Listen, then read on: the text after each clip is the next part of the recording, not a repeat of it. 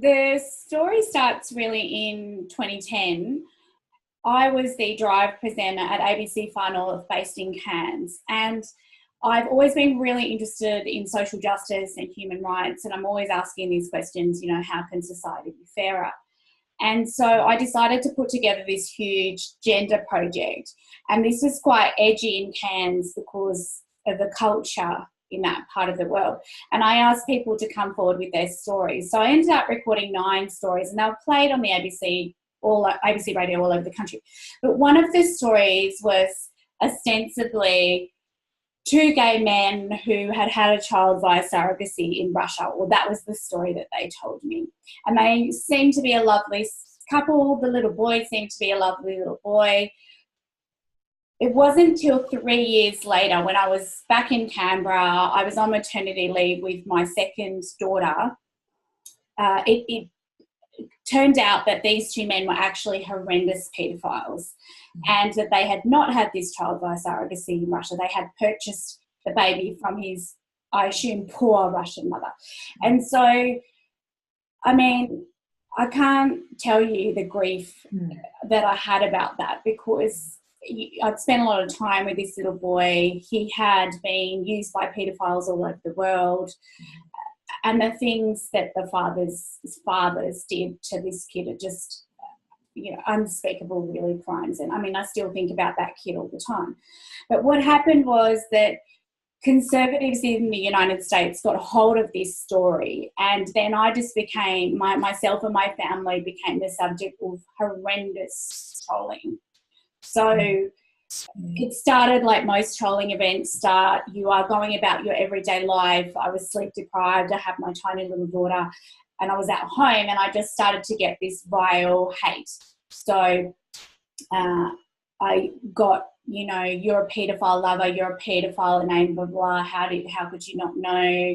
And I suppose, I could cope with that, but there were some really scary threats as part of that.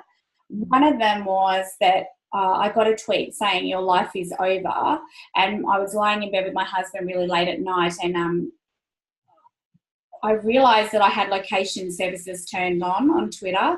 I'm not a very techie person, so I didn't understand what that meant. And actually, it was an automatic setting, and actually you could almost pinpoint our house on Google Maps. So I was getting these threats against my life, and, my 2 little girls were asleep in the next room, so it was really scary.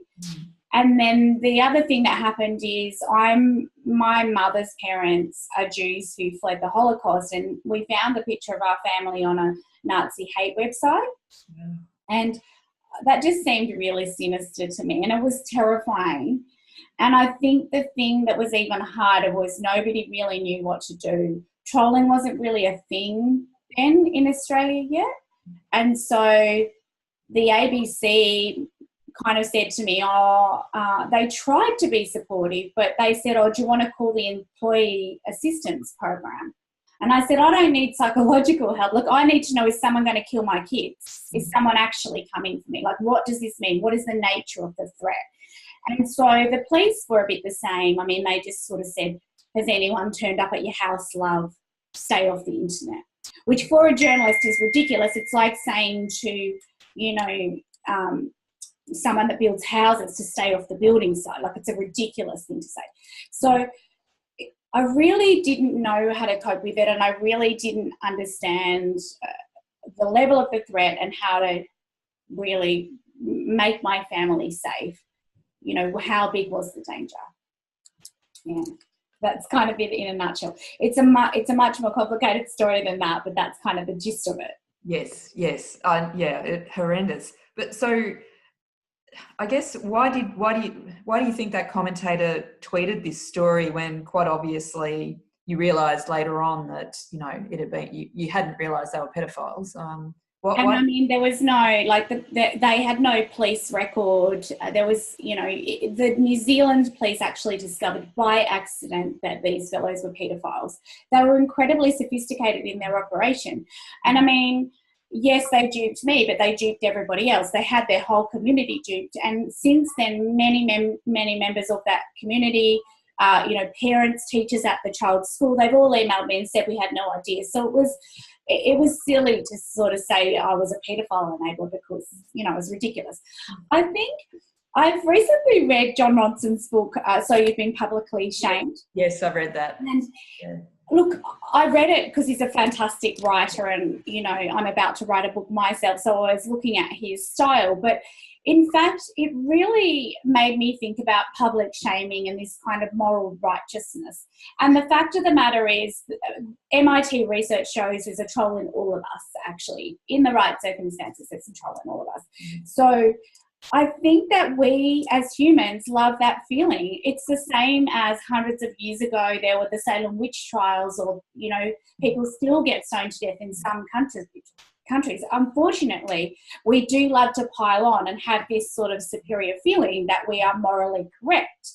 This particular man, I've actually been in email contact with him since then, and I want to interview him for my upcoming book. I don't think he's gone quiet, but he is a person that believes that feminists are wrecking the world, that there's a gay rights agenda, that I was duped and I shouldn't have been so stupid, and he wanted to spread that superiority.